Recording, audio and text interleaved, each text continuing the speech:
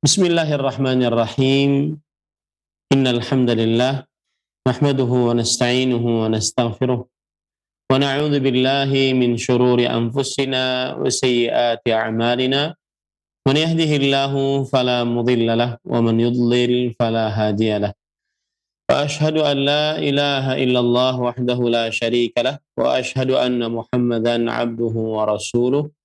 Ya ayyuhalladzina amanu taqullaha haqqa tuqatih wa la tamutunna illa wa antum muslimun. Ya ayyuhan nasu taqu rabbakumul ladzi khalaqakum min nafsin wahidah wa khalaqa minha zawjaha wa batha minhuma rijalan katsiran wa nisaa'a wattaqullaha alladzi tasaaluna bihi wal arham innallaha kana 'alaikum raqiba. Ya ayyuhalladzina amanu taqullaha wa qulu qawlan sadida yuslih lakum a'malakum wa yaghfir lakum dhunubakum wa man yuti'illaha wa rasulahu faqad faza fawzan 'azima amma ba'd.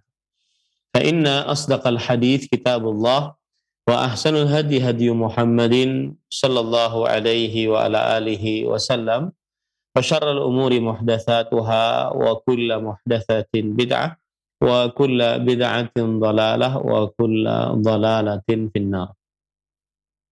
Alhamdulillah, kita bersyukur pada Allah Subhanahu wa taala pada hari ini, hari Rabu 24 Syawal 1443 Hijriah, kita dimudahkan oleh Allah Subhanahu wa taala untuk kembali duduk bersama mengkaji kitab Fathul Majid Syarhu Kitab Tauhid yang ditulis oleh Fadilatul Syekh Al-Allamah Abdurrahman bin Hasan Al-Syekh rahimahullahu ta'ala.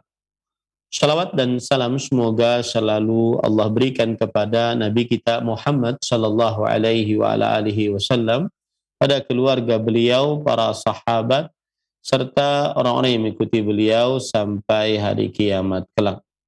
Dengan nama-nama Allah yang husna dan sifat-sifatnya yang ulia, kita berdoa, Allahumma inna nas'aluka ilman nafi'an wa rizqan tayyiban wa amalan mutaqabbala. Allahumma amin.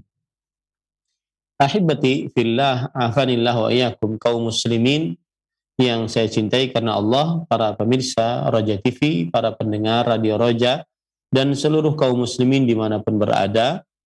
Pada kesempatan kali ini kita masuk di dalam bab yang ke-10, yaitu babu ma jaa fi dzabhi li ghairillah.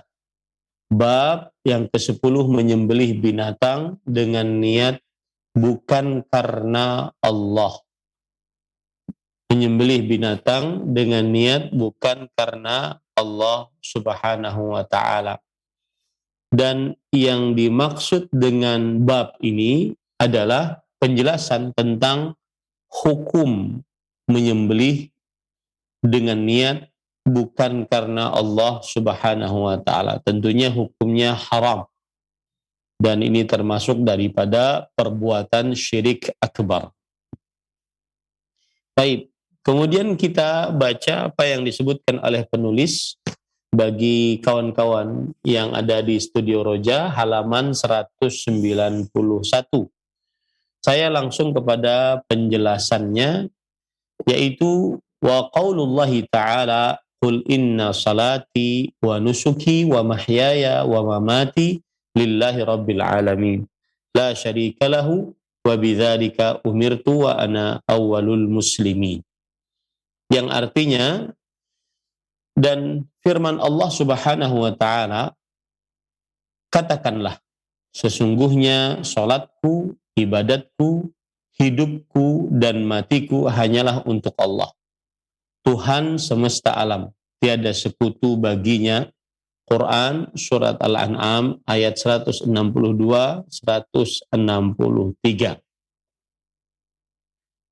Kemudian penulis mengatakan, qauluhu babu ma jaa fi dzabhi li ghairillah. Kalau saya katakan penulis, berarti beliau adalah Syekh Al-Allamah Abdurrahman bin Hasan Al-Syekh. Perkataan penulis kitab Tauhid, Syekh Al-Allamah Syekhul Islam Muhammad bin Abdul Wahhab rahimahullah, bab tentang menyembelih binatang bukan dengan niat bukan karena Allah, ai minal wa'id, yaitu ancaman. Ancaman menyembelih binatang dengan niat bukan karena Allah. Diancam, disiksa oleh Allah Subhanahu wa taala. Apa ancamannya? Wa annahu syirkun billah, dan bahwasanya perbuatan tersebut adalah kesyirikan kepada Allah Subhanahu wa taala.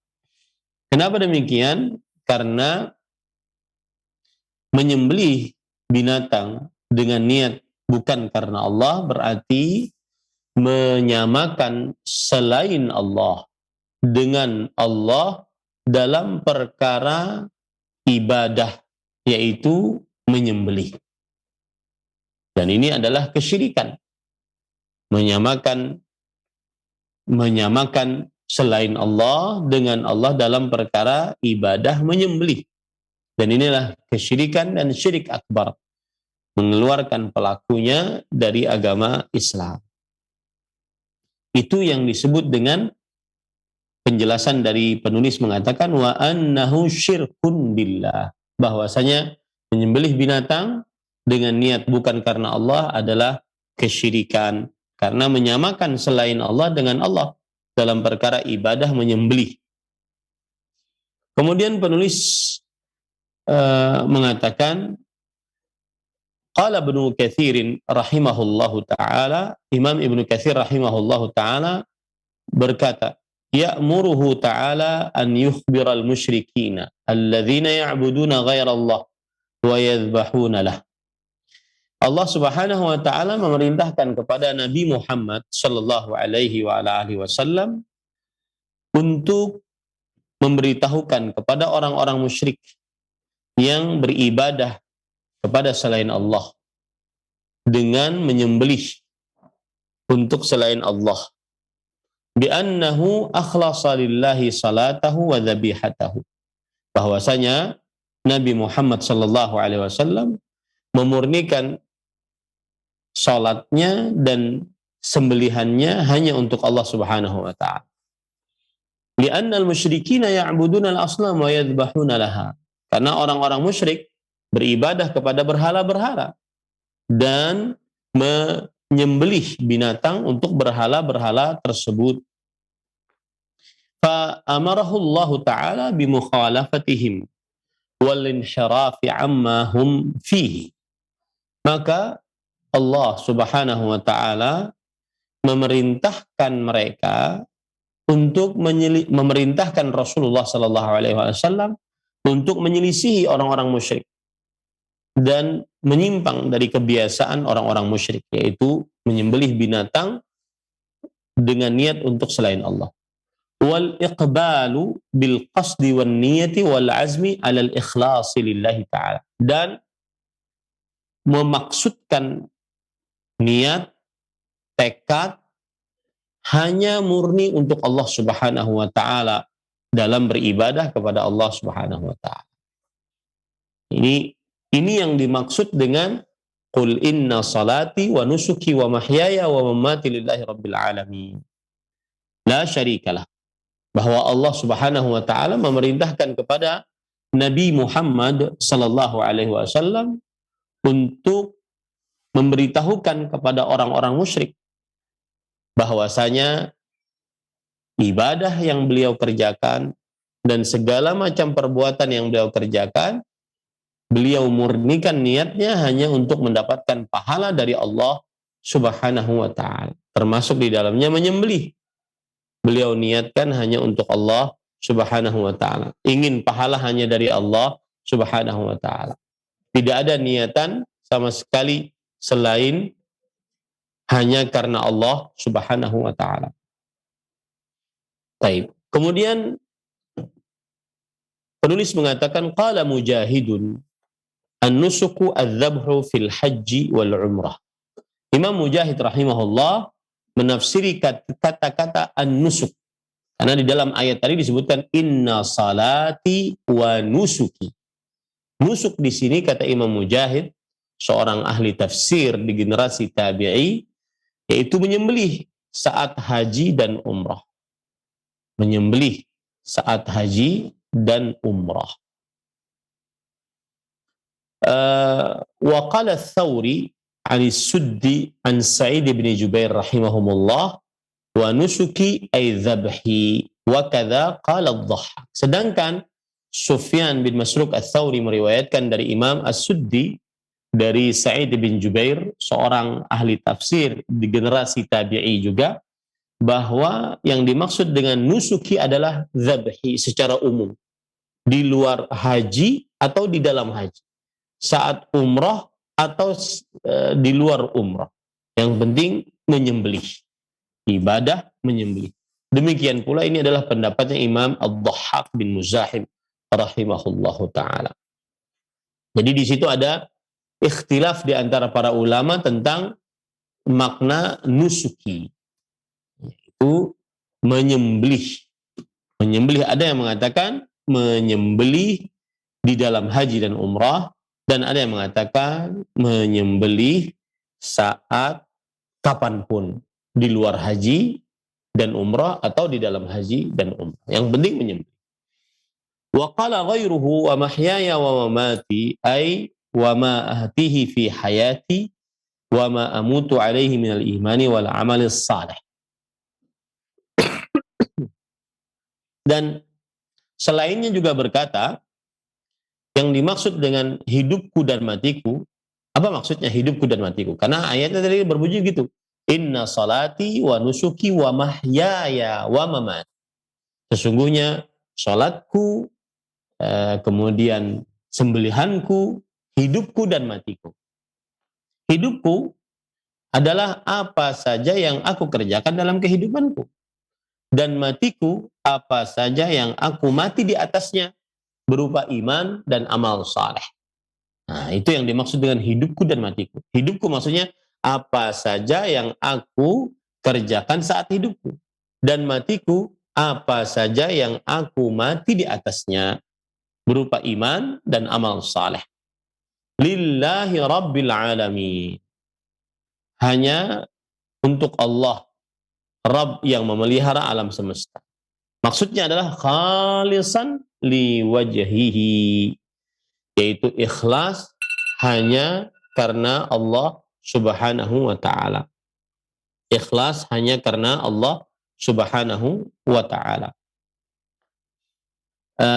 Kemudian pada ikhwah yang dirahmati oleh Allah subhanahu wa ta'ala, ikhlas di sini maksudnya adalah berharap pahala hanya dari Allah. Ikhlas di sini berharap pahala hanya dari Allah subhanahu wa ta'ala. La syarika lahu, dan tidak ada sekutu untuk Allah subhanahu wa ta'ala. Wa bidzalika, yani wa bil ikhlas, umirtu wa ana awwalul muslimin. Dan dengan keikhlasan itulah aku diperintahkan. Dengan keikhlasan itulah aku diperintahkan. Dan aku adalah orang muslim yang pertama. Ai min hadhil ummah. Maksudnya Nabi Muhammad sallallahu alaihi wasallam adalah seorang yang beragama Islam pertama kali dari umat Nabi Muhammad sallallahu alaihi wasallam. Lianna islama kulli nabiyyin mutaqaddam. Karena Islam setiap nabi itu adalah pendahuluan dari umatnya. Islam setiap nabi adalah pendahuluan dari umatnya. Nah, ini yang dimaksud dengan qul inna salati wa nusuki wa mahyaya wa mamati lillahi rabbil alamin. Baik. Kemudian ahibati fillah afanillah wa iyyakum. Qala Ibnu Katsir wa huwa kama qala fa inna jami'al anbiya qablahu kanat da'watuhum ilal Islam wa huwa ibadatullahi wahdahu la syarika lah. Kama qala ta'ala wa ma arsalna min qablika min rasulin illa nuhi ilaih annahu la ilaha illa ana fa'budun.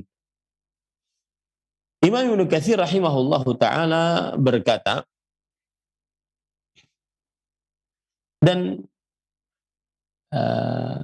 Iya, sebagaimana yang diucapkan oleh Nabi Muhammad sallallahu alaihi wasallam. Ya. Artinya tafsiran tadi sebagaimana yang diucapkan, memang benar itu tafsirannya. Memang benar itu adalah tafsirannya. Karena seluruh nabi alaihi wassalatu wassalam sebelum Nabi Muhammad sallallahu alaihi wasallam, dakwah mereka adalah kepada Islam. Dan Islam yang dimaksud adalah beribadah hanya kepada Allah semata. Tiada sekutu bagi Allah. Sebagaimana firman Allah dalam surat Al-Anbiya ayat 25.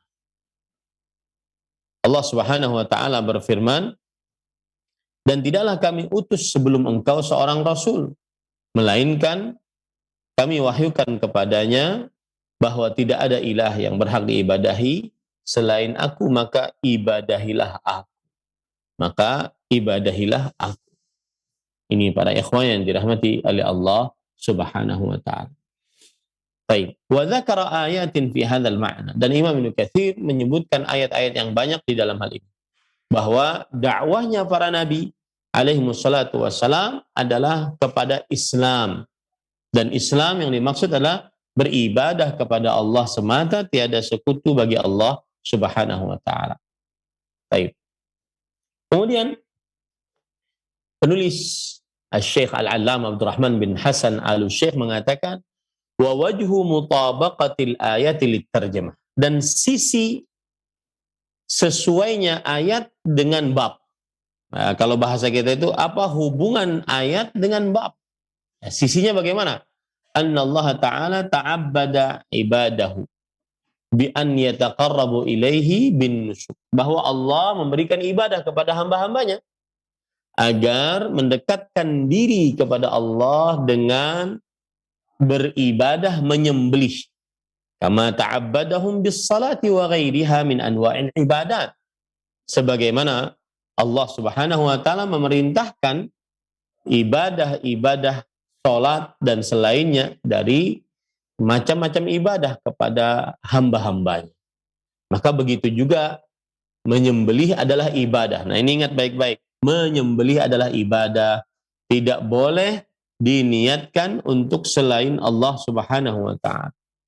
Ya, menyembelih adalah ibadah, tidak boleh diniatkan, ditujukan sembelihan tersebut untuk selain Allah Subhanahu wa taala. Baik.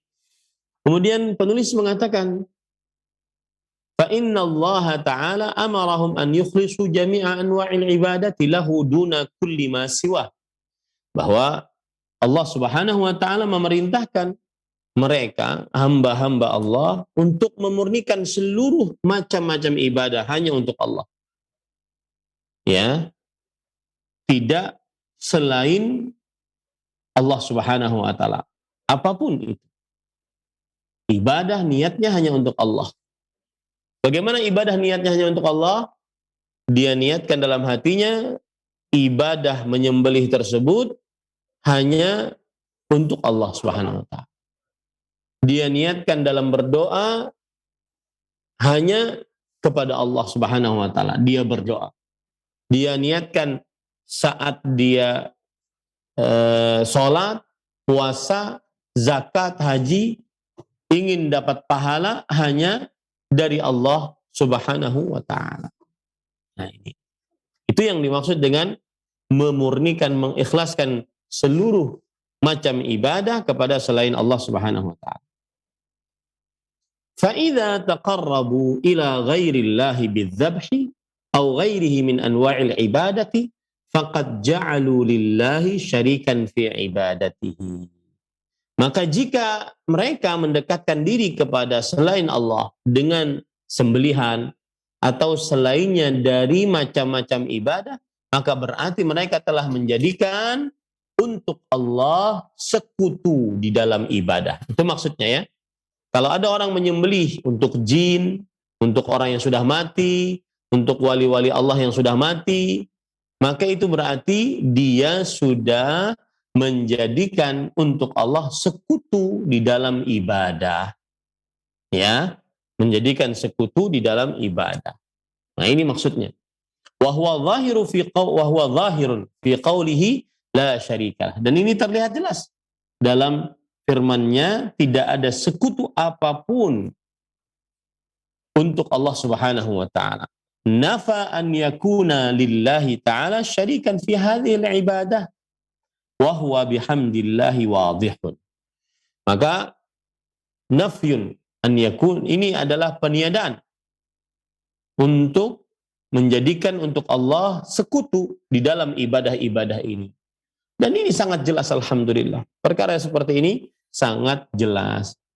Jadi ahibati fillah afanillah wa iyyakum, kalau kita lihat dari dalil ini, ketika Allah berfirman wa nusuki, dan sembelihanku, ditambah dengan dalil lillahi rabbil alamin, hanya untuk Allah Rabb yang menguasai alam semesta, maka ketika sembelihan hanya untuk Allah Subhanahu wa taala semata, ini menunjukkan bahwa menjadikan sembelihan untuk selain Allah adalah sebuah kesyirikan. Karena yang namanya hakikat kesyirikan adalah ja'lu syai'in fi haqqillah li ghairih. Menjadikan sesuatu yang merupakan hak Allah kepada selain Allah. Maka barang siapa yang menyembelih untuk selain Allah dengan niat bukan karena Allah, maka sungguh ia telah syirik dengan kesyirikan akbar. Ya, sungguh ia telah syirik dengan kesyirikan akbar. Ini para ikhwan yang dirahmati oleh Allah Subhanahu wa taala. Jadi sekali lagi saya katakan, makna dalil dari Quran surat Al-An'am ayat 162 sampai 163 menjelaskan bahwa Allah memerintahkan Nabi Muhammad sallallahu alaihi wasallam untuk mengatakan kepada orang-orang musyrik yang menyembelih untuk selain Allah bahwa aku memurnikan ibadah hanya untuk Allah. Tiada sekutu apapun bagi Allah, termasuk di dalam perihal ibadah menyembelih. Nah, hubungan dalil Quran surat Al-An'am ayat 162 sampai 163 dengan bab apa? Bahwa menunjukkan contoh perbuatan syirik akbar, yaitu menyembelih menyembelih untuk selain Allah. Karena di dalam ayat disebutkan lillahi rabbil alamin. Berarti menjadikan untuk selain Allah sembelihan tersebut adalah kesyirikan.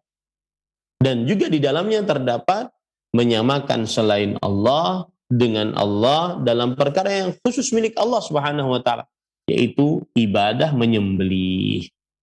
Ini para ikhwan yang dirahmati oleh Allah Subhanahu wa taala. Kemudian di dalam ayat ini terdapat faedah, yaitu barang siapa yang menyembelih untuk selain Allah, maka dia telah melakukan syirik akbar. Karena di dalam ayat menyembelih digandengkan dengan sholat. Nah, makanya kalau ada orang yang bertanya, kenapa dia syirik akbar Ustaz? Karena di dalam ayat digandengkan dengan sholat. Ya, sebagaimana sholat untuk selain Allah adalah syirik akbar, begitu juga ibadah menyembelih untuk selain Allah adalah syirik akbar. Ini faedah dari dalil. Faedah yang selanjutnya adalah sholat dan ibadah menyembelih adalah dua ibadah yang agung. Karena kenapa? Karena digandengkan satu dengan yang lainnya. Wallahu a'lam. Baik, kemudian selanjutnya kita baca apa yang disebutkan oleh penulis Syekh Abdurrahman bin Hasan Al-Syekh rahimahullahu ta'ala. Penulis matan kitab Tauhid Syekhul Islam Muhammad bin Abdul Wahhab mengatakan, wa qawluhu fasalli li rabbika wanhar. Dan firman Allah Subhanahu wa taala yang artinya dan salatlah untuk Rabbmu dan berkurbanlah. Quran surat Al-Kautsar ayat 2 maksud saya. Baik.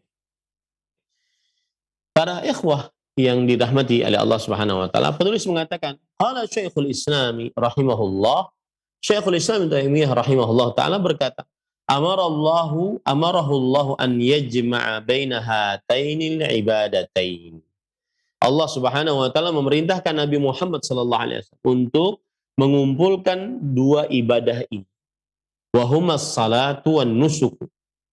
Dan dia adalah ibadah salat dan menyembelih.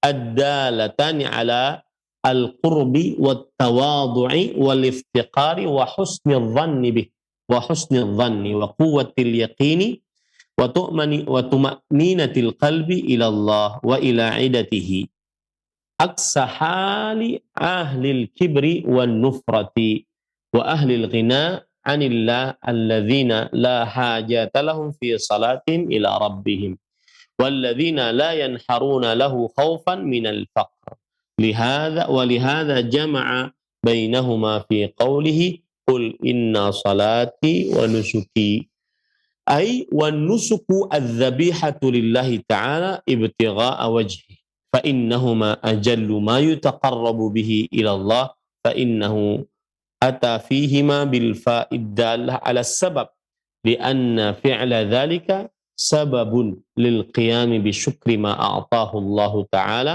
minal kautsar. Artinya Allah Subhanahu wa taala memerintahkan kepada Nabi Muhammad sallallahu alaihi wa ala alihi wasallam untuk mengumpulkan dua ibadah ini, yaitu ibadah salat dan ibadah menyembelih. Yang mana dua ibadah ini menunjukkan kepada sikap mendekat kepada Allah, sikap rendah hati kepada Allah, sikap memerlukan Allah Subhanahu wa taala, sikap berbaik sangka, sikap kekuatan keyakinan, sikap tenang hati kepada Allah Subhanahu wa taala dan kepada apa yang dimiliki oleh Allah Subhanahu wa taala. Berbeda dengan orang-orang yang menyombongkan diri, ya. Orang-orang yang merasa tidak perlu dengan Allah Subhanahu wa taala di dalam salat mereka. Maka mereka tidak menyembelih takut dari kemiskinan.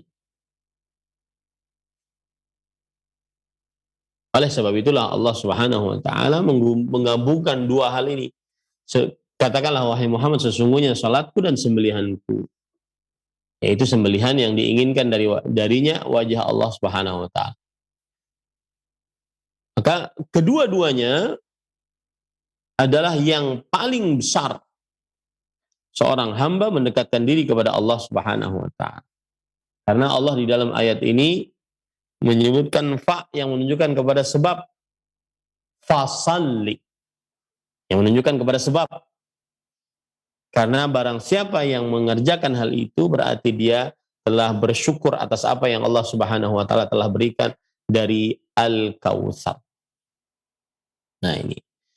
Jadi maksud Syekhul Islam Ibnu Taimiyah rahimahullahu taala, mengapa Allah menggabungkan dua ibadah tersebut? Karena di dalam dua ibadah tersebut ada proses mendekatkan diri kepada Allah. Ada proses tawadhu kepada Allah. Di dalam sholat, di dalam menyembelih itu ada proses tawadhu. Ada proses untuk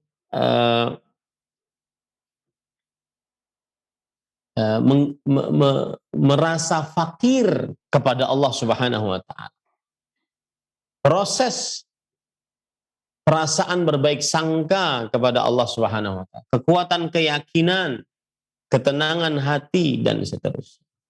Beda dengan orang-orang yang menyombongkan diri. Makanya diperintahkan oleh Allah untuk mengumpulkan dua ini. Fasalli li rabbika wanhar. Salatlah untuk Rabbmu dan sembelihlah. Baik. Kemudian ahibati fillah, afanillah wa iyyakum.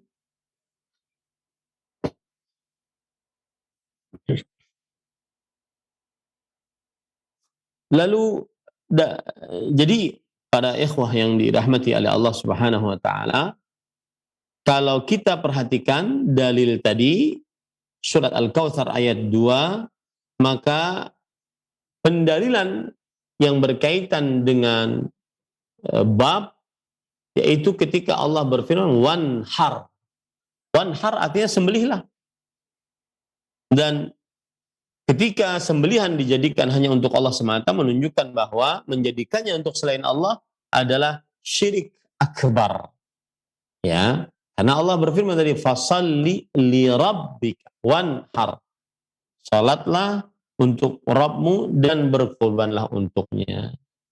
Nah, ini menjadikan bahwa sembelihan untuk selain Allah adalah syirik akbar, mengeluarkan dari agama Islam. Nah, itulah makna dalil, hubungan dalil dari surat Al-Kautsar ayat 2. Jadi makna dalilnya adalah bahwa Allah menjelaskan di dalam ayat ini perintah Allah kepada Nabi Muhammad SAW untuk mengikhlaskan niat di dalam sholat dan di dalam sembelihan. Niatnya hanya untuk Allah Subhanahu wa Ta'ala. Saat sholat hanya untuk Allah Subhanahu wa Ta'ala. Saat menyembelih hanya untuk Allah Subhanahu wa Ta'ala.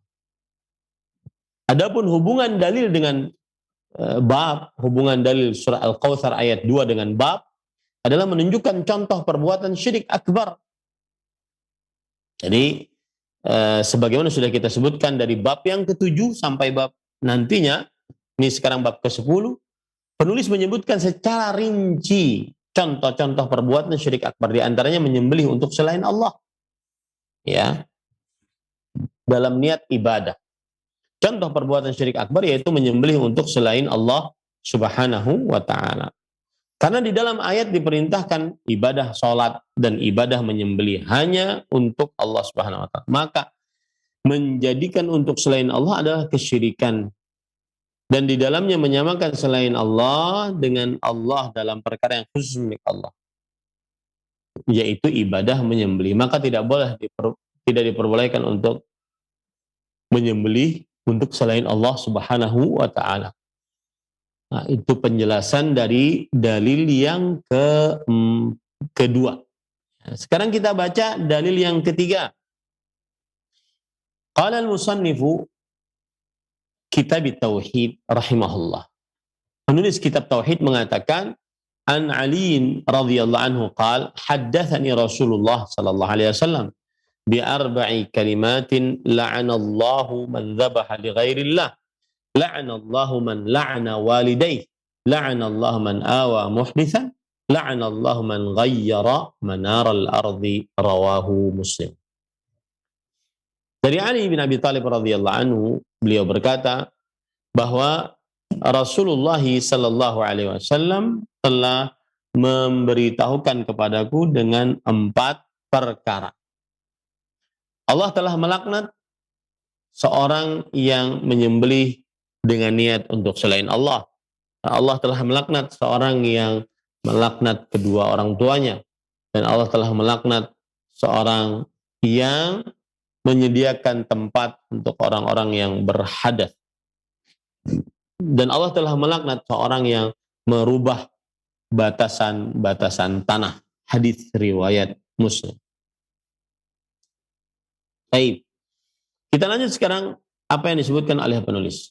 Tadi belum selesai bacaan tentang dalil sebelumnya. Saya bacakan, wa ajallul ibadat al-badaniyah as-salah wa ajallul ibadat al-maliyah an-nahar. Nah, ibadah yang paling agung dari ibadah-ibadah yang berkaitan dengan anggota tubuh adalah sholat. Ibadah yang paling agung yang berkaitan dengan harta adalah menyembelih. Makanya digabungkan, fasalli li rabbika wanhar. Sholatlah untuk Rabbmu dan sembelihlah. Wa ma yajtami'u lil 'abdi fis salati la yajtami'u lahu fi ghairiha. Dan apa saja yang terkumpulkan untuk seorang hamba di dalam sholat tidak terkumpul untuknya di dalam selainnya. Artinya, saat seorang hamba sholat, maka di dalamnya ada membaca Al-Quran, di dalamnya ada tasbih, tahmid, takbir, tahlil, di dalamnya ada sujud, ruku, di dalamnya ada macam-macam. Ini tidak ada di ibadah-ibadah lain. Kama arrafahu arbabul qulubil hayyah. Sebagaimana yang dikenalkan oleh orang-orang yang hatinya hidup. Wa ma yastami'u lahu fin nahri idza qaranahu al-iman wal ikhlas min quwwatil yaqini wa husnil dhanni amrun 'azim, amrun ajib. Wa kana an-nabiy sallallahu alaihi wasallam katsirus salati katsirun nahri.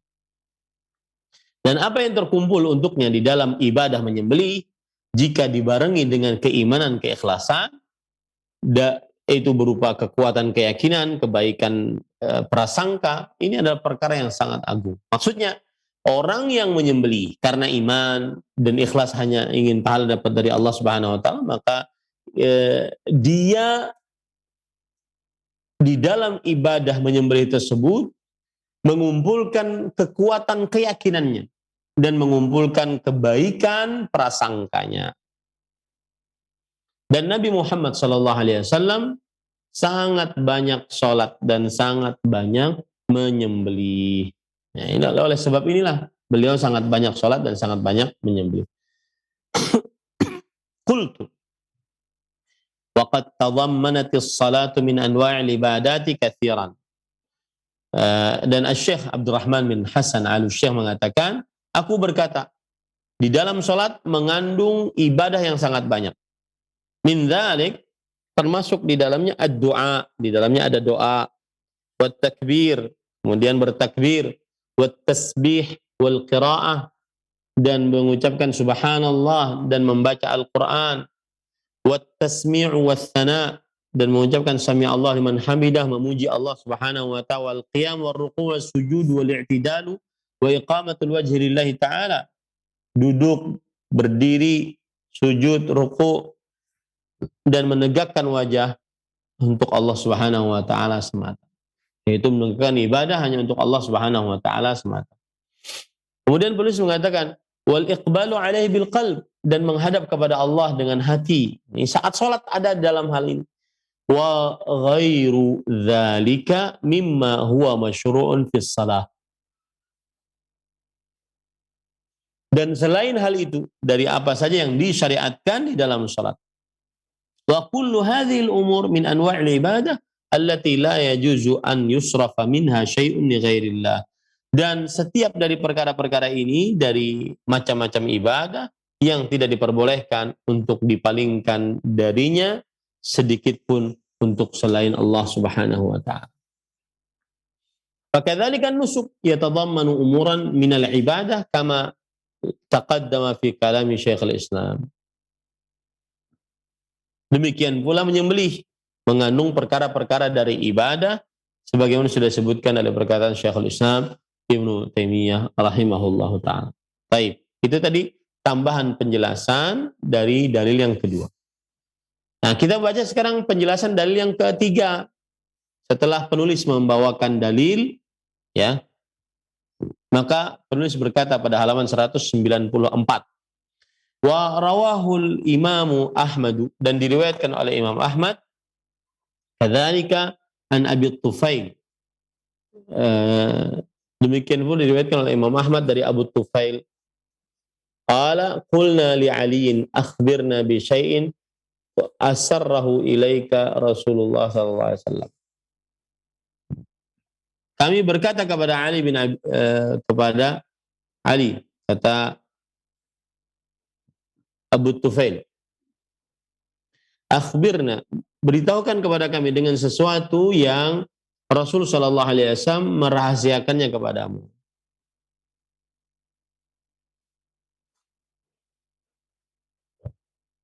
Maka kemudian Ali bin Abi Thalib radhiyallahu anhu berkata,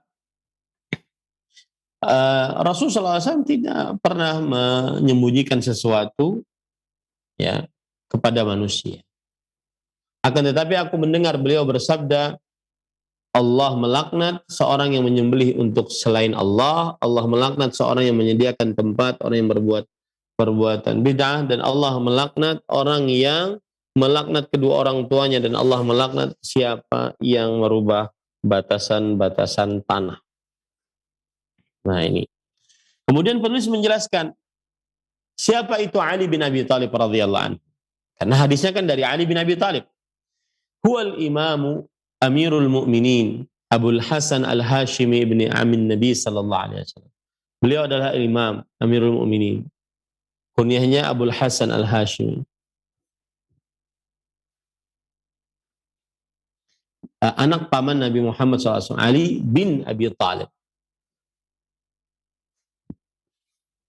Wa zauju ibnatihi Fatimah Az-Zahra. Dan beliau adalah beliau adalah suami dari anak perempuan Nabi Muhammad SAW, Fatimah Az-Zahra. Kana min asbaqis sabiqin al-awwalin. Dan beliau termasuk orang yang paling pertama masuk dalam agama Islam.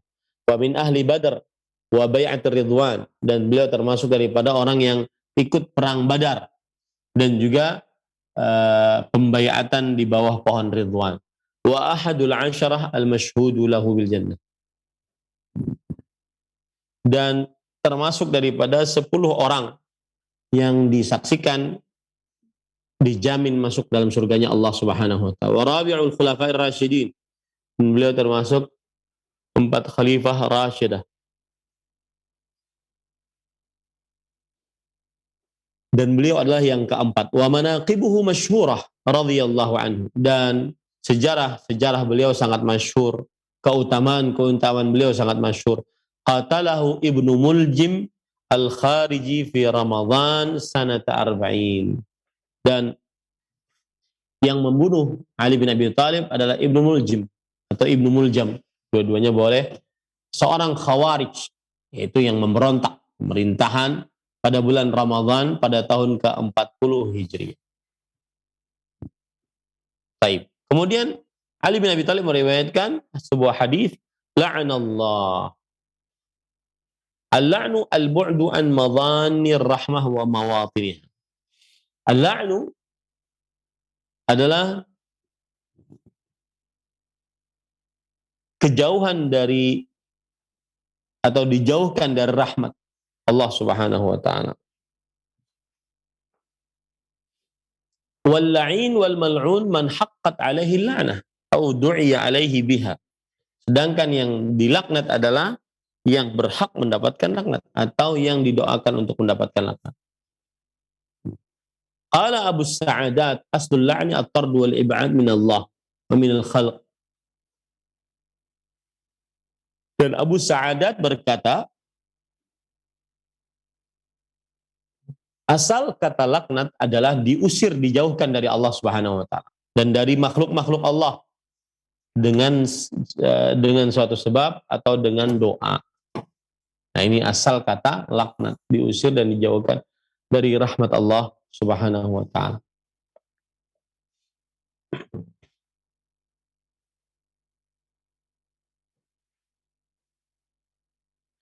Qala Syekhul Islam rahimahullah, ma ma'na anna Allah ta'ala yal'anu man istahaqqa la'nah bil qaul kama yusalli subhanahu ala man istahaqqa as-salah min ibadihi. Syekhul Islam Ibnu Taimiyah rahimahullah berkata, maknanya adalah, makna dari hadis ini, sesungguhnya Allah telah melaknat siapa yang berhak mendapatkan laknat, sebagaimana Allah telah memuji siapa yang berhak mendapatkan pujian.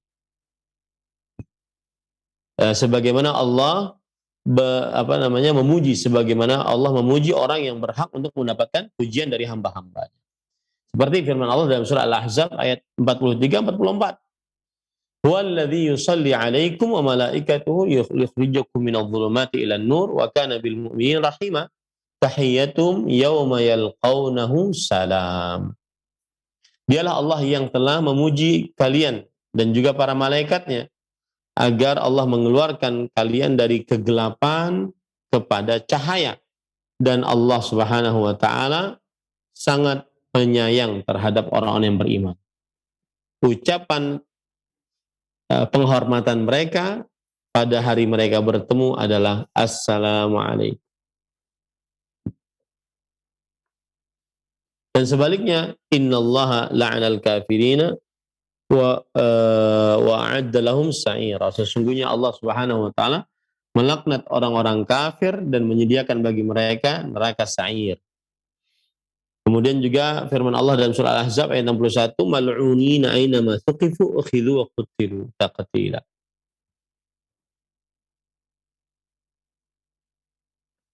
Mereka dilaknat dimanapun mereka berada dan mereka disiksa oleh Allah Subhanahu wa taala.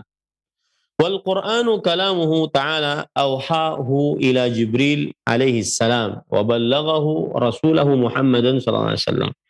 Dan Quran adalah kalam Allah Subhanahu wa taala yang Allah wahyukan kepada Jibril, dan Jibril alaihissalam menyampaikannya kepada rasulnya Nabi Muhammad sallallahu alaihi wasallam. Wa Jibrilu sami'ahu minhu kama sayati fi salati insyaallah. Dan Jibril mendengar langsung dari Allah Subhanahu wa taala kalam tersebut sebagaimana yang akan datang di dalam salat insyaallah.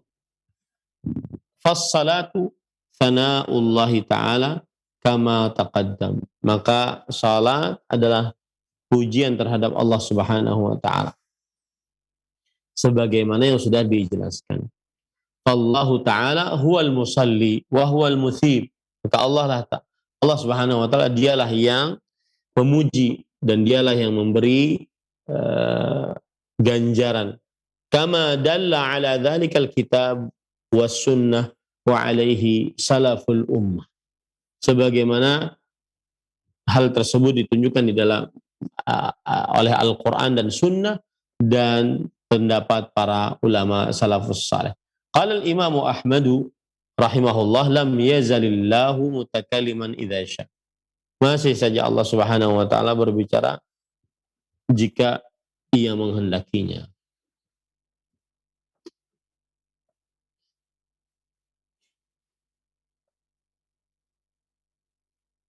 Baik. Kemudian ahibati fillah afanillahu iyyakum kaum muslimin yang saya cintai karena Allah. Lalu setelah itu penulis mengatakan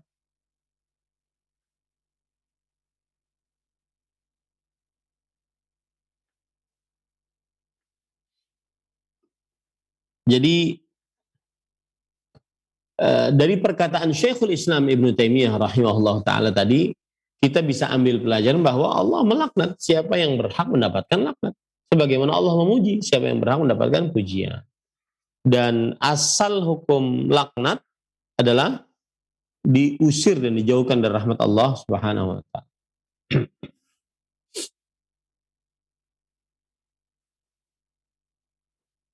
Kemudian penulis mengatakan qauluhu man dzabaha li ghairillah. Siapa yang menyembelih untuk selain Allah? Qala Syekhul Islami rahimahullah fi qoulihi ta'ala wa ma uhilla bihi li ghairillah.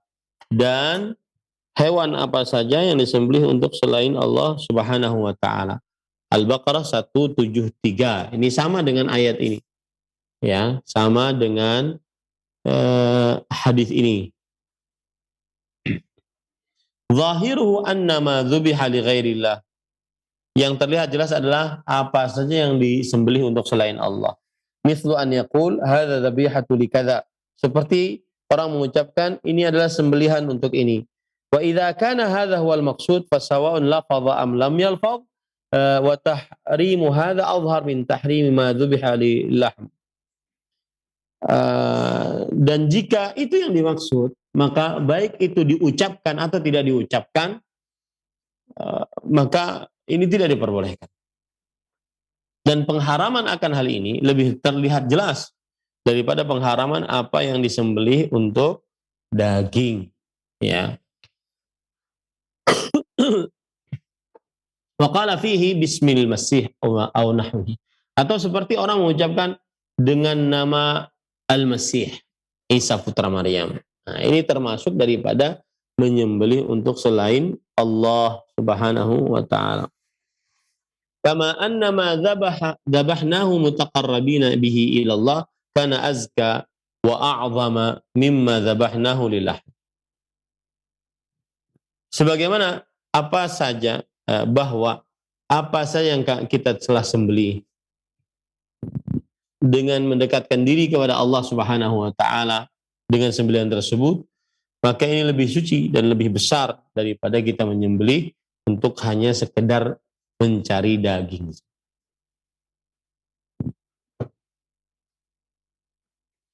Artinya man dzabaha li ghairillah, siapa yang menyembelih untuk selain Allah, maka siapa yang di dalam hatinya dia menyembelih untuk selain Allah, baik itu dia ucapkan, dia tidak ucapkan, maka ini diharamkan.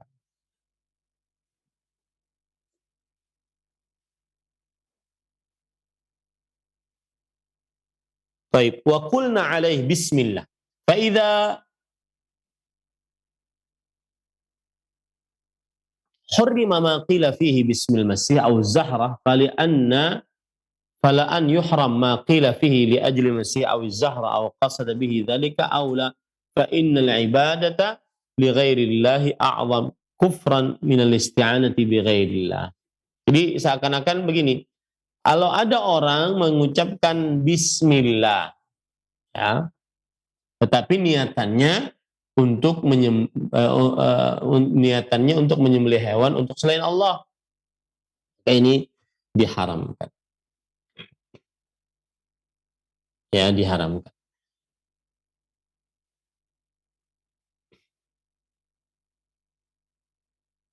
Apalagi kalau seandainya dia tidak mengucapkan bismillah. Dia meniatkan untuk selain Allah Subhanahu wa taala. Maka ini tidak diperbolehkan. Dia ada orang menyembelih untuk dengan menyebut bismillah, tapi niatannya untuk selain Allah. Untuk jin, untuk orang yang sudah mati, wali-wali Allah yang sudah mati, ya. Maka ini tidak diperbolehkan. Lebih-lebih lagi kalau seandainya dia tidak mengucapkan bismillah dan niatannya hanya untuk selain Allah Subhanahu wa taala. Maka fa innal ibadata li ghairillah a'zamu kufran minal isti'anati bi ghairillah. Maka sesungguhnya ibadah kepada selain Allah lebih besar kekufurannya dibandingkan minta tolong kepada selain Allah Subhanahu wa taala.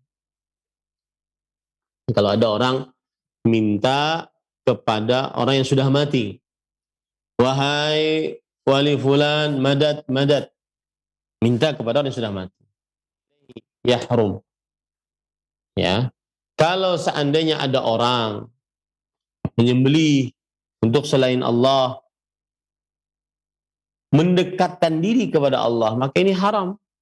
Wa in qala fihi bismillah, meskipun dia mengucapkan bismillah.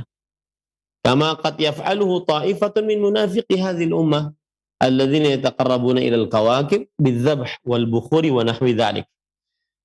Ya, meskipun dia mengucapkan bismillah, maka sebagian orang-orang munafik dari umat ini,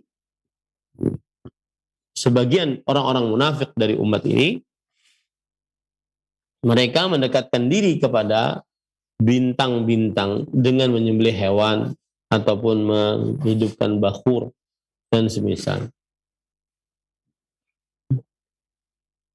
Jadi ada orang mengucapkan bismillah, tapi niatannya untuk selain Allah, haram. Ya.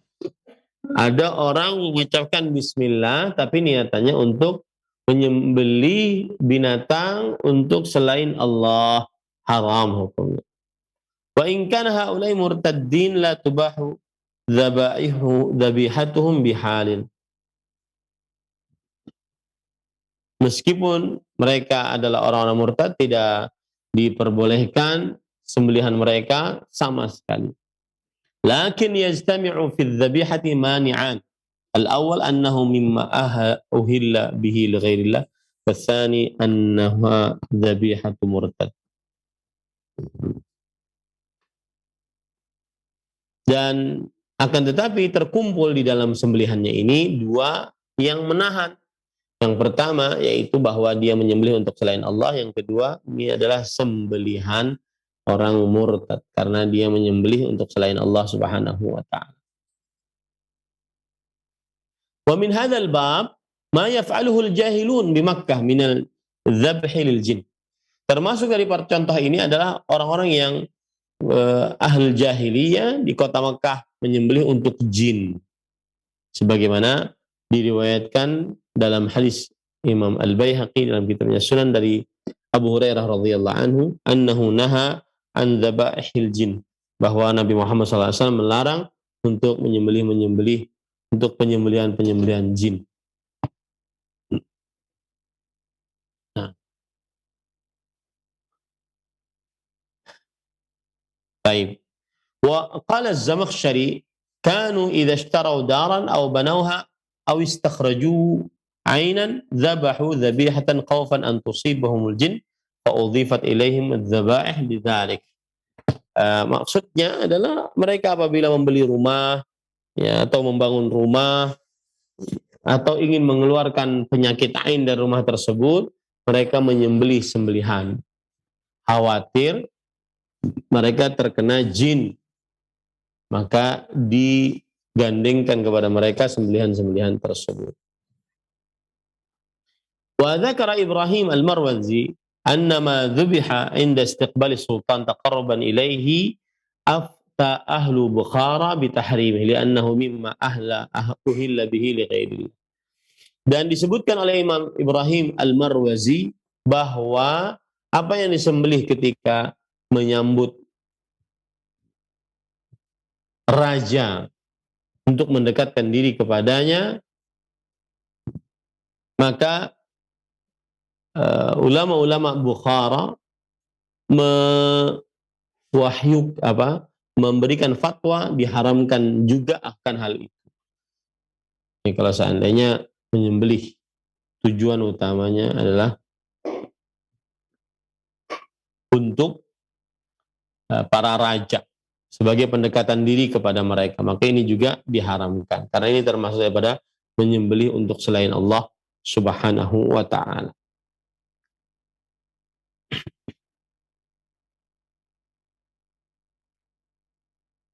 Baik. Kita lanjutkan. Qauluhu la'ana Allah man la'ana walidayh. Jadi gini, sebelum saya lanjutkan, bahwa menyembelih untuk selain Allah diharamkan, syirik akbar. Menyembelih untuk selain Allah dengan niatan untuk mendekatkan diri kepada Allah diharamkan, syirik akbar. Menyembelih dengan bismillah tetapi untuk selain Allah juga diharamkan, syirik akbar. Nah, ini mudah-mudahan bisa dimaklumi. Kemudian para ikhwah yang dirahmati oleh Allah Subhanahu wa ta'ala. Lalu penulis mengatakan, qauluhu la'ana Allah man la'ana walidayh. Allah melaknat seorang yang melaknat kedua orang tuanya. Yakni abahu wa ummahu wa inna alaya. Maksud kedua orang tuanya adalah bapak ibunya dan di atas dari keduanya. Yaitu kakek, buyut, nenek. Wa fi sahihi anna Rasulullah sallallahu alaihi wasallam qala minal kabairi syatmur rajuli walidayhi. Qalu ya Rasulullah hal yashtumur rajulu walidayhi? Qala na'am yasubbu abar rajuli fa yasubbu abah wa yasubbu ummahu fa yasubbu ummahu. Dan di dalam kitab As-Sahih yaitu Sahih Bukhari atau Sahih Muslim ya, bahwa Rasulullah sallallahu alaihi wasallam bersabda, termasuk dosa besar seseorang menghina orang tuanya, mencela orang tuanya. Lalu Rasulullah SAW berkata, lalu para sahabat bertanya, wahai Rasulullah, apakah ada seorang yang mencela, menghina kedua orang tuanya? Kata Rasul, iya ada. Salah satunya adalah seseorang mencela orang tua orang lain. Maka orang lain ini akan mencela orang tuanya. Seseorang menghina orang tua orang lain, maka orang lain ini akan menghina ibunya dan orang tuanya, dan seterusnya seperti itu. Nah, itu yang dimaksud dengan Allah melaknat orang yang melaknat kedua orang tuanya, karena dia menjadi penyebab orang tuanya akhirnya dilaknat, dicaci, dihina. Ini tidak diperbolehkan. Qauluhu la'ana Allah man awa muhditsan. Dan di dalam hadis disebutkan Allah melaknat siapa saja yang menyediakan tempat orang yang berbuat bid'ah. Ay mana'ahu min an yu'khadha minhu al-haq alladhi wajaba alaih. Yaitu maksudnya adalah menahannya dari mengambil kebenaran yang diwajibkan atasnya. Maksudnya para ikhwan yang dirahmati oleh Allah Subhanahu wa taala, orang yang menyediakan tempat untuk orang-orang yang berbuat bid'ah akhirnya susah untuk menasihati. karena dia menyediakan tempat untuk orang-orang yang berbuat bid'ah. Baik. Qala Abu Sa'adat, await awaital manzil ilal manzil.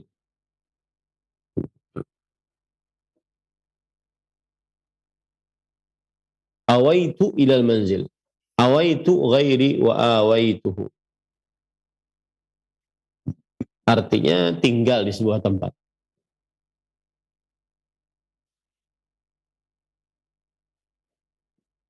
Wa amma muhdithan faqala Abu Sa'adat yarwi bi kasri dal wa fath yurwa bi kasri dal wa fathiha ala al-fa'ili wal maf'ul. Dan diriwayatkan muhdithan dengan diberikan harakat pada kasrahnya, pada huruf dalnya, harakat kasrah pada huruf dal, atau muhdatsan. Ya. Maksudnya adalah kalau muhditsan, man nasara janiyan wa awahu wa ajarahu man khasamahu wa hala bainahu wa baina an yuqtassa minhu. Siapa yang membela orang yang melakukan kriminal, menyediakan tempat, ya, sehingga dia tertahan dari keburukan. Ya, aturan dia dihukum, tapi gara-gara ada yang menolongnya, akhirnya dia tidak jadi dihukum. Atau dengan memberikan harakat fathah pada huruf dal, man ahda au awa muhdatsan, yaitu perkara yang mengada-ngada. Nah, ini berarti para ikhwan yang dirahmati Allah, dia rela dengan apa yang telah dilakukan tersebut. Wa yakunu ma'na al-i'wa fihi ar-ridha bihi was-sabr 'alaih fa innahu idza radiya bil bid'ah wa aqarra fa'ilaha wa lam yunkir 'alaih faqad awahu. Dan berarti termasuk daripada maknanya adalah rela dengan perbuatan bid'ah tersebut, sabar dengan perbuatan bid'ah tersebut. Karena kalau seandainya dia rela dengan bid'ah dan menetapkan pelakunya dan tidak mengingkarinya, maka berarti dia telah dia telah menyediakan tempat untuk orang yang menyediakan tempat, berarti tanda rela. Menyediakan tempat orang berbuat bid'ah berarti tanda rela. Menyediakan tempat orang yang berbuat bid'ah berarti tanda rela dengan bid'ah tersebut. Ya.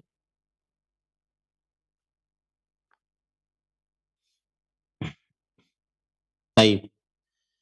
Qauluhu la'ana Allah man ghayyara manar al-ard. Dan sabda Rasulullah SAW, Allah melaknat siapa yang merubah manar, tanda-tanda, batasan-batasan di bumi. Bi fathil mimi alamat hududiha.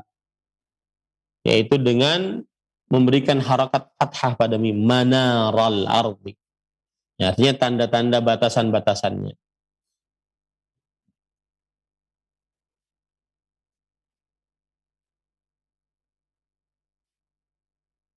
Baik.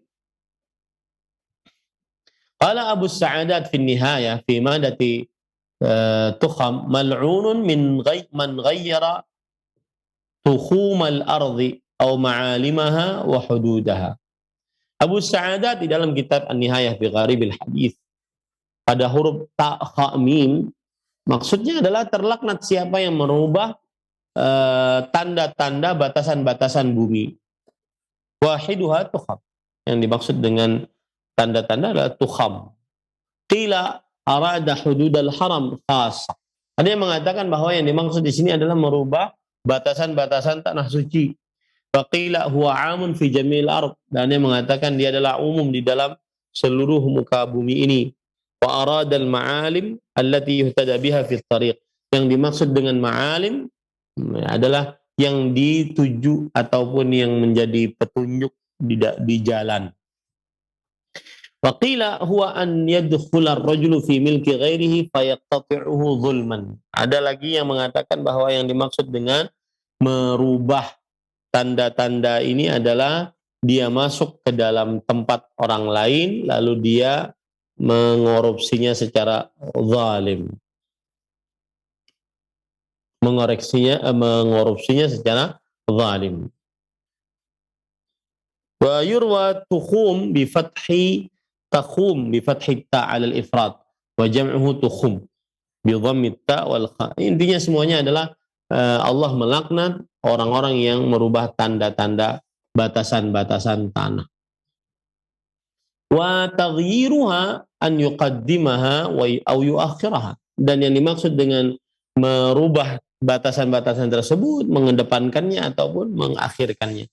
Fa yakunu hadha min dhulmil ard alladhi qala fihi an-nabiy sallallahu alaihi wasallam man zalama shibran min al-ard tawwiqahu yaumal qiyamah min sab'i aradhin.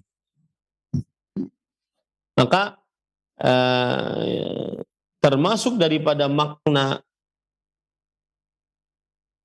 ini adalah mengambil harta orang tanpa kebenaran dengan secara zalim. Masuknya di dalam hadis Rasul riwayat Bukhari, siapa yang menzalimi satu jengkal dari tanah, maka Allah Subhanahu wa taala akan menimpakan pada hari kiamat dari 7 lapisan bumi.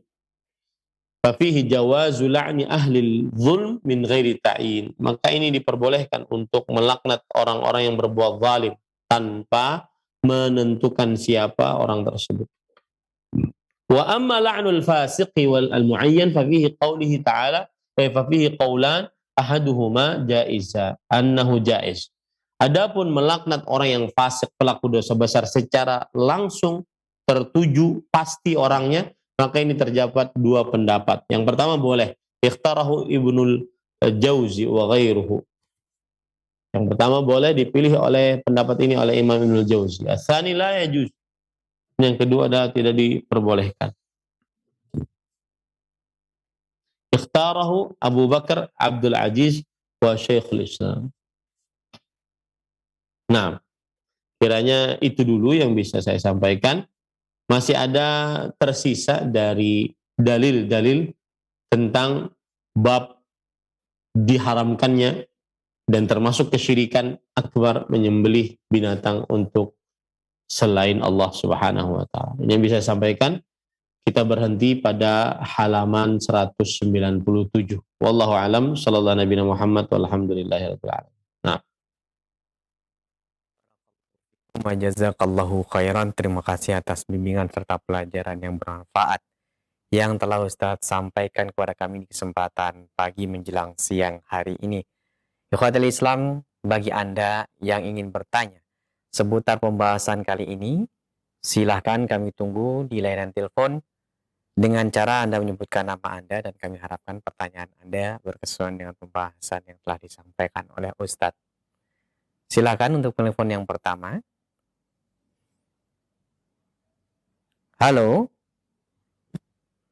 Halo, Assalamualaikum. Waalaikumsalam warahmatullahi wabarakatuh. Dengan Ibu siapa, di mana? Saya Nungki dari Cibubur. Silakan Ibu, pertanyaannya. Saya ingin bertanya terkait mindahin patok tanah ya, Ustaz. Ya, mohon maaf Ibu, batas tanah. Iya, mindahin patok tanah. Iya. Kan kadang kalau kita rumahnya di ujung gitu kan ada sisa tanah yang tidak dipakai sebagai fasum gitu. Nah, kalau kita menjadikan itu sebagai buat parkiran mobil dengan carport yang tidak permanen begitu, apakah itu boleh ya? Mohon penjelasannya, terima kasih. Iya. Mohon maaf Ustaz, pertanyaannya agak jauh dari pembahasan. Silakan kalau ingin diberikan nasihat dan jawaban. Rasulullah wa ala alihi wa sahbihi wa man wala amma ba'd. Ini tadi memang di dalam hadis disebutkan bahwa la'anallah man ghayyara manaral ardh. Allah melaknat barang siapa yang merubah batasan-batasan tanah, termasuk hadis yang kita baca pada kesempatan kali ini. Maka jawabannya adalah jika seseorang mempunyai tanah, maka itu saja yang dia pakai. Adapun tanah orang lain, meskipun dia di pojokan, maka jika ingin memakainya, dia harus minta izin kepada yang memiliki tanah tersebut. Ya, dia harus minta izin kepada yang memiliki tanah tersebut. Baru dia bisa gunakan, baik untuk parkir dan yang semisalnya. Karena dikhawatirkan kalau seandainya dia memakai, maka berarti dia memakai hak milik orang lain tanpa izin. Wallahu a'lam. Naam. Baik Ustaz, barakallahu fikum. Terima kasih atas jawabannya. Dan terima kasih para ibu yang bertanya di kesempatan kali ini. Silahkan untuk telepon yang kedua. Halo. Halo. Silahkan. Halo, halo, assalamualaikum warahmatullahi wabarakatuh. Waalaikumsalam warahmatullahi wabarakatuh. Ibu dengan siapa ini, di mana? Ya, dengan Ibu Rima di Bandung. Silahkan Ibu Rima pertanyaannya. Oh ya, ini Pak Ustadz, maaf mau tanya terkait makanan sesembelihan itu. Ada yang di surat Al-Maidah ayat 5 itu tentang sesembelihan ahli kitab. Nah, saya agak bingung dan ragu, misalnya kita ke negara kafir gitu. Nah, itu bagaimana hukumnya ya Pak Ustadz, makan daging-daging yang halal sih ya, dagingnya halal, tapi kita nggak tahu itu sesembelihannya pakai nama Allah atau tidak gitu. Terima kasih, jazakallah khair. Waalaikumsalam warahmatullahi wabarakatuh. Silakan. Assalamu ala Rasulillah wa ala alihi wa ashabihi wa man wala. Kalau kita buka dalam surat Al-Maidah ayat 5, Allah Subhanahu wa taala berfirman di dalam Al-Qur'an tentang kebolehan seorang muslim memakan sembelihan dari ahlul kitab.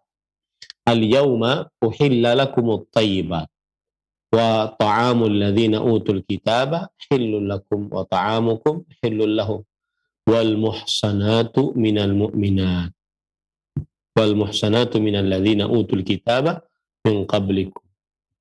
Yang artinya pada hari ini dihalalkan bagi kalian yang baik-baik. Sembelihan orang-orang ahlul kitab itu halal bagi kalian. Dan makanan kalian halal pula bagi mereka. Artinya sembelihan ahlul kitab halal bagi kalian, sembelihan orang-orang beriman halal pula bagi mereka. Baik. Kita baca tafsiran dari ayat ini. Kata Imam Ibnu Katsir rahimahullahu ta'ala pada ayat ini, yaitu beliau mengatakan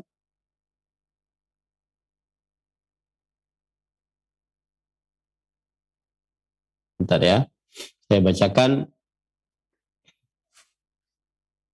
Thumma dzakara hukma dzabaihi ahlil kitab. Kemudian Allah menyebutkan hukum sembelihan-sembelihan ahlil kitabain minal yahudi wan nasara. Jadi yang dimaksud di sini adalah hukum sembelihan kaum Yahudi dan Nasrani saja. Ya. Faqala wa ta'amul ladzina utul kitaba halal.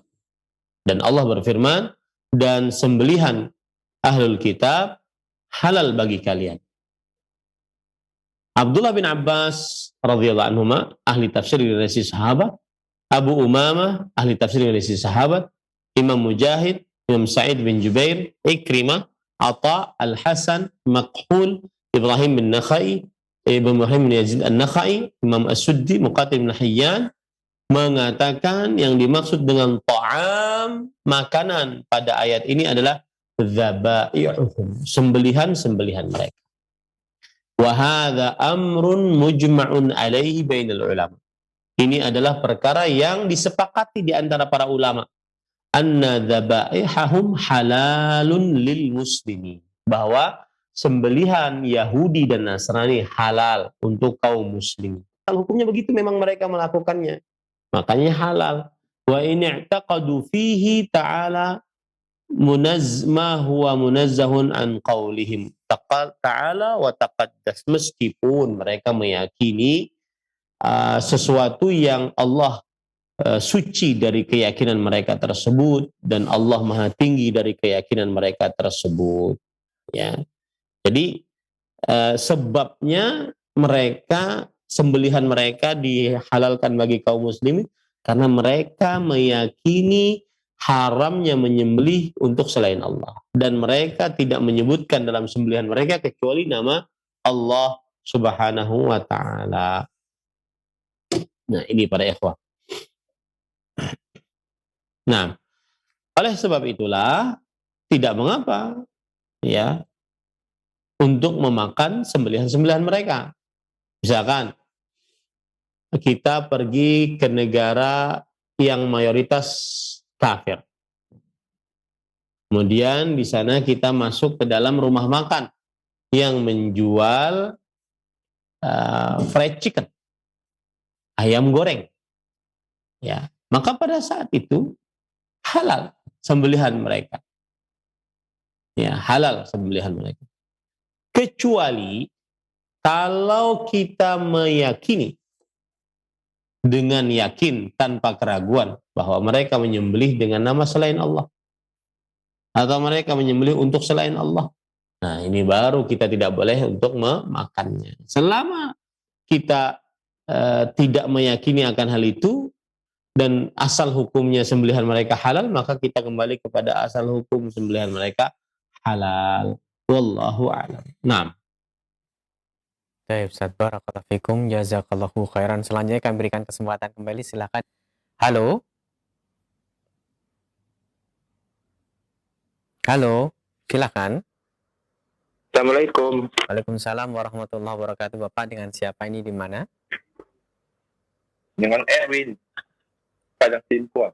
Silakan pertanyaannya. Makanya Pak Ustaz, kalau sembelihan dari orang yang menganut agama Syiah itu halal nggak bagi orang Muslim? Dan ada lagi sembelihan dari penganut tarekoh seperti Naqsabandiyah dan Murji'ah dan Khawarij, itu gimana Ustaz? Tolong diberikan arahannya. Terima kasih. Jazakumullahu khairan. Iya, silakan. Wassalamu ala Rasulillah wa ala alihi wa ashabihi wa man wala. Amma ba'd. Kaum Syiah Rafidhah atau Syiah 12 imam, ada yang mereka mensyirikkan Allah Subhanahu wa taala dengan menyatakan bahwa ada Tuhan selain Allah, di antaranya Tuhan Ali.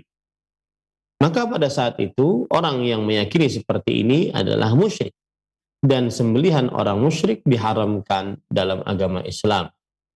Ada yang tidak meyakini seperti itu. Jika tidak, maka sembelihannya masih halal.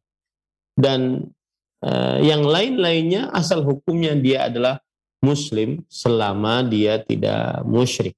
Jika tetap padanya kesyirikan, maka tidak halal sembelihannya.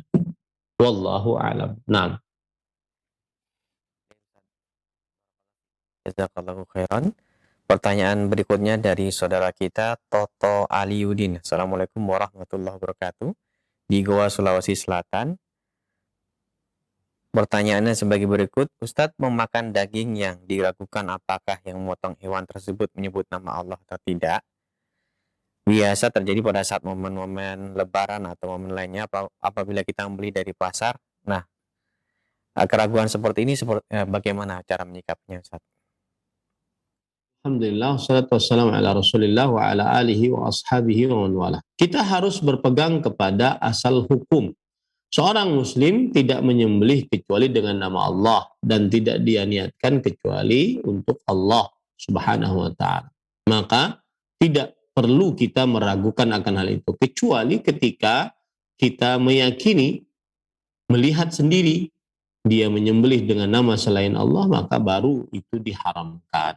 Adapun kita yang tinggal di Indonesia dan kebanyakan kaum muslimin, maka pada saat itu kita meyakini bahwa muslim tersebut menyembelih dengan nama Allah dan tidak boleh kita masuk ke dalam meragukan sembelihan seorang muslim. Karena asal hukumnya seorang muslim menyembelih dengan nama Allah Subhanahu wa taala. Kecuali kalau kita tahu dan yakin bahwa dia menyembelih dengan nama selain Allah. Adapun kalau seandainya mungkin lupa, maka asal hukumnya dia halal. Karena Allah memaafkan sesuatu yang dilupakan asalkan yang menyembelihnya adalah seorang muslim ataupun ahli kitab. Wallahu a'lam. Nah. Terima kasih atas jawaban dan nasihat yang telah disampaikan kepada penanya khususnya dan pemerhati roja di manapun Anda berada pada kesempatan kali ini. Nampaknya pertanyaan Ibu tadi merupakan pertanyaan terakhir di pertemuan kita. Mohon maaf Ustaz karena terbatasnya waktu kita di kesempatan kali ini. Sebelum kami akhiri, mohon Ustaz memberikan ikhtitam. Fadhil ya Ustaz. Walhamdulillah wassalatu wassalamu ala Rasulillah wa ala alihi wa ashabihi wa man wala. Pada kesempatan kali ini tadi kita sudah mempelajari mempelajari bab yang ke-10, yaitu babu ma jaa fi dzabhi li ghairillah. Bab tentang ancaman dan keharaman menyembelih binatang dengan niat bukan karena Allah. Dan maksud dari bab ini adalah haramnya menyembelih binatang dengan niat untuk selain Allah Subhanahu wa taala. Dan perbuatan ini adalah syirik akbar karena menyamakan selain Allah dengan Allah dan di dalam perkara yang khusus milik Allah, yaitu ibadah menyembelih. Dan kemudian yang sudah kita pelajari adalah dalil yang pertama, surat Al-An'am ayat 162-163. Di dalam ayat tersebut Allah Subhanahu wa taala memerintahkan kepada Nabi Muhammad sallallahu alaihi wasallam untuk mengatakan kepada orang-orang musyrik yang menyembelih untuk selain Allah bahwa Rasulullah sallallahu alaihi wasallam memurnikan ibadah hanya untuk Allah, termasuk di dalamnya adalah ibadah menyembelih. Dan kemudian juga disebutkan dan sudah kita pelajari, yaitu surah Al-Kautsar ayat 2, fasalli li rabbika wanhar.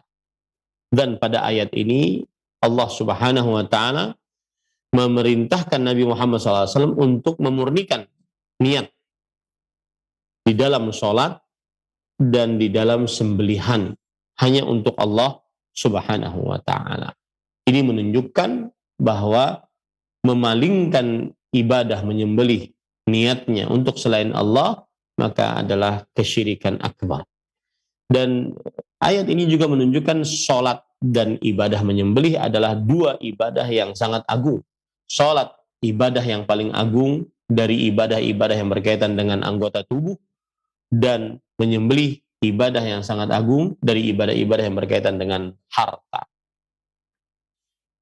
Kemudian sebab yang menunjukkan bahwa menyembelih untuk selain Allah adalah syirik akbar, karena dua ayat ini Allah Subhanahu wa taala menggandengkan ibadah menyembelih dengan ibadah salat. Sebagaimana salat untuk selain Allah adalah syirik akbar, maka begitu pula menyembelih untuk selain Allah adalah syirik akbar. Kemudian yang ketiga yang sudah kita pelajari yaitu hadis Ali bin Abi Thalib radhiyallahu anhu. Menyebutkan di dalam hadis tersebut 4 perkara yang mana Allah melaknat 4 perkara tersebut. Dan laknat Allah maksudnya adalah diusir dan dijauhkan dari rahmat Allah. Dan ini sekehendak Allah. Sebagaimana Allah memuji sebuah perbuatan terpuji, maka Allah juga sekehendaknya melaknat sebuah perbuatan yang terlaknat. Allah melaknat 4 perkara. Yang pertama, yang berkaitan dengan bab orang yang menyembelih binatang untuk selain Allah. Yang kedua, orang yang melaknat kedua orang tuanya, yaitu dengan cara dia melaknat orang tua orang lain, maka orang lain akan melaknat kedua orang tuanya. Dan yang ketiga, Allah melaknat siapa yang menyediakan tempat orang yang berbuat bid'ah atau menyediakan tempat menyediakan perbuatan bid'ah. Ya, maka dengan menyediakan tempat orang yang berbuat bid'ah atau menyediakan perbuatan bid'ah tersebut, membiarkannya, maka ini menunjukkan kerelaannya. Dan ini diharamkan dalam agama Islam. Karena perbuatan bid'ah perbuatan tercela dan dosa besar dalam agama Islam.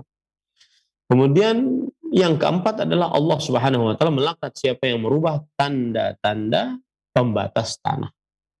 Nah, ini masuk ke dalam menzalimi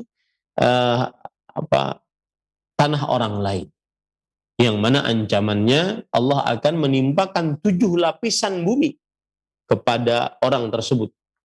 walaupun dia hanya mengambil tanah hanya dalam ukuran sejengkal tanah. Karena dia telah mengambil hak orang lain tanpa kebenaran.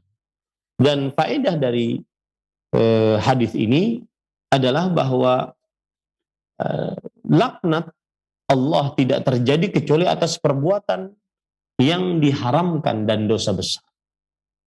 Ketika Allah melaknat, maka itu menunjukkan perbuatan tersebut adalah diharamkan dan dosa besar.